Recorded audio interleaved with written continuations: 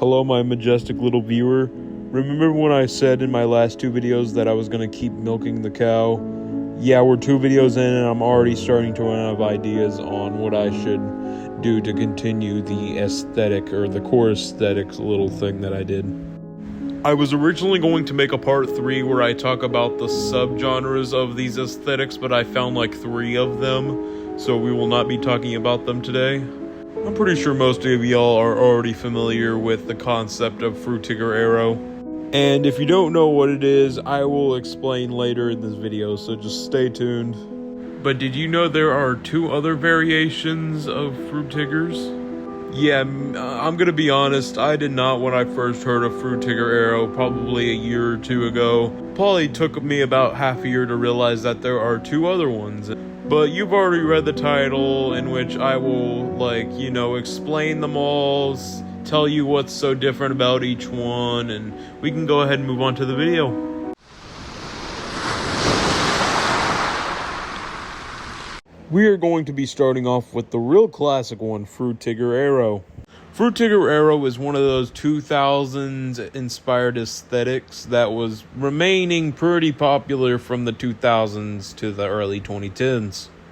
Its primary colors are green and blue. That's what you see most when you see these pictures. Now, the aesthetic Frutiger was actually named after the creator of the Frutiger font. His name was Adrian Frutiger, and this is what the font looked like. I'm just going to give y'all a few seconds to look at this, so yeah, we can go ahead and move on. It uses lots of vibrant colors, fish, bubbles, just everything that it can to make it seem as utopian as possible. Apparently, the aesthetic was originally unnamed when it came out during its mainstream popularity.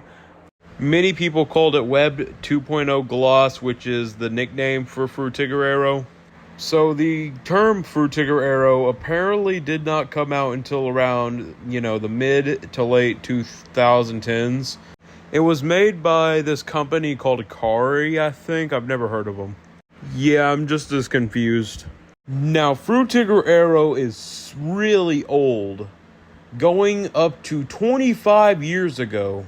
Windows XP was basically the start of it, probably because of that background. But that's just a guess, because it looks pretty Frutiger Trio-y, if that's a real word. Now, Frutiger Trio was not, known by the mainstream until the mid-2000s. Many gaming consoles also adapted this, like the PSP, which stands for PlayStation Portable, and the Nintendo DS. I know this is the 3DS, but I couldn't get, a clear picture of the DS for some reason. I don't know why. Now, 2007 was a great year in terms of technology. The Windows Vista came out, and the first iPhone came out, becoming probably one of the most used electronic devices to this day. This only further added to the popularity of Frutiger Trio.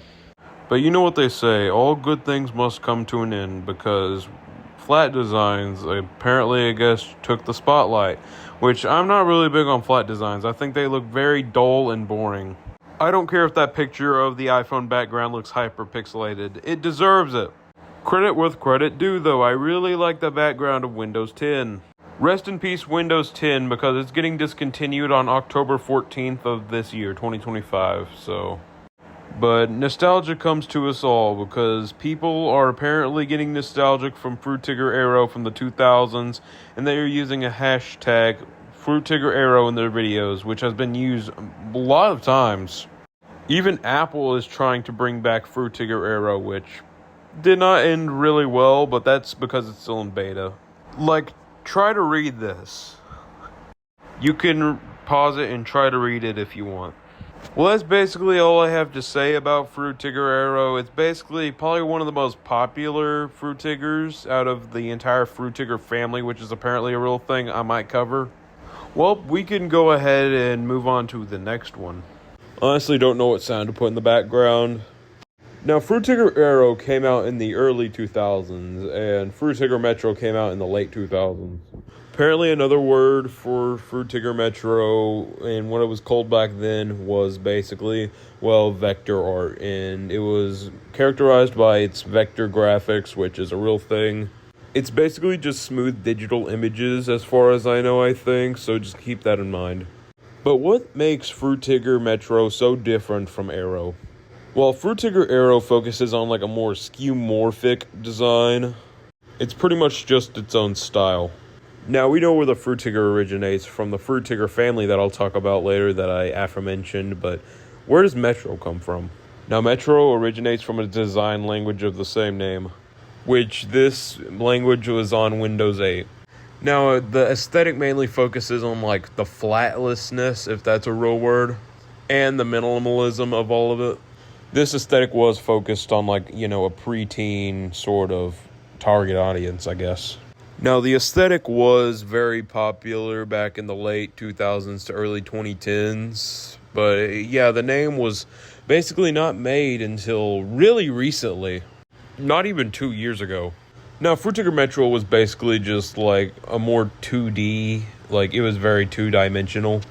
Now, you can find this, aesthetic in like a lot of different like childish and like games, CDs, etc.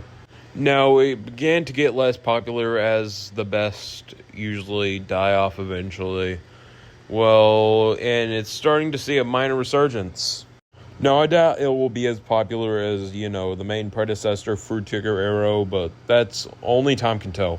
Now, there are so many sub-aesthetics of Frutiger Metro. Like, I can't even talk about all of them in, like, one sitting right now. I'll go over some examples.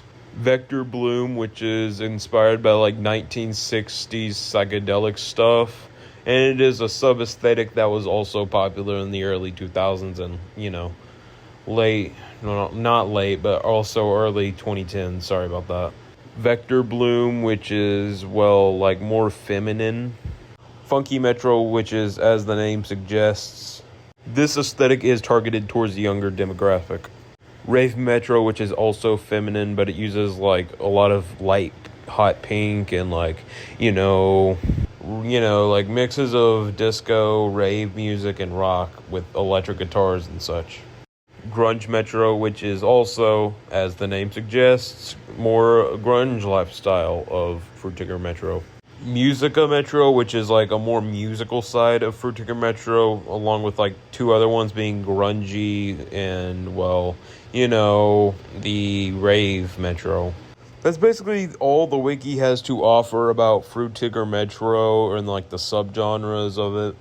I do not enjoy Frutiger Metro as much as Frutiger Aero, but, everything is subjective, so we can go ahead and move on to the next one. Now, this is more of like a sub-aesthetic of Frutiger Aero more than just like its own thing like Frutiger Metro, but I will tell you what the difference is. Frutiger Eco mainly focuses on like a more greener, energy and like life without pollution. It got pretty popular in the mid-2000s. I mean, I'm just kind of seeing a little trend going on. Frutiger Aero was really popular in the early 2000s. Frutiger Eco, mid, and Metro, late 2000s. Weird.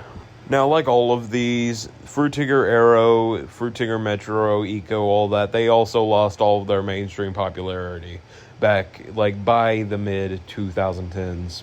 Those stupid flat designs. Now, Frutiger Eco is up there with one of my favorites. Here's my list, from all of these. Okay, so while I was looking at these pages, I came across the Frutiger family.